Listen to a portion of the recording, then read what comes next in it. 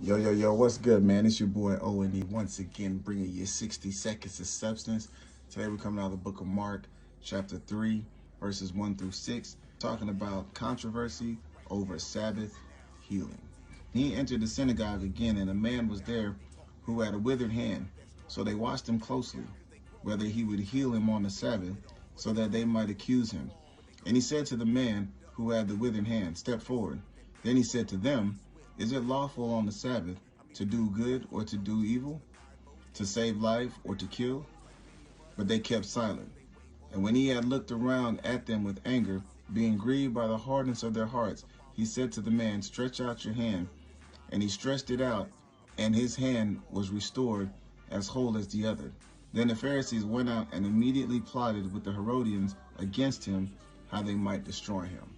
All right, and so while this passage of scripture is talking about, the controversy over healing on the Sabbath, and Christ asked them the question, is it lawful to do good on the Sabbath or to do evil on the Sabbath? And they were quiet. They didn't want to say nothing because they knew that whatever they was going to say was going to be the wrong answer. So they refused to answer the question.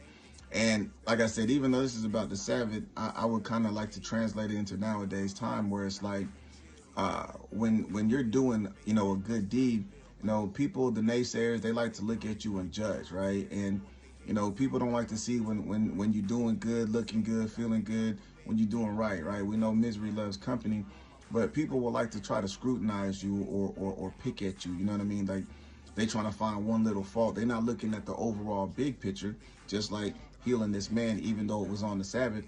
They're looking at something to try to crucify Christ. So if he's doing good, they don't like him. If he's not doing good, then he don't have the power. And that's how people would try to look at us in today's day and age. And so the moral of the story is, sometimes people, they just hate to see you doing good. That's your 60 seconds of substance. And remember, God is inspirational substance. Shalom.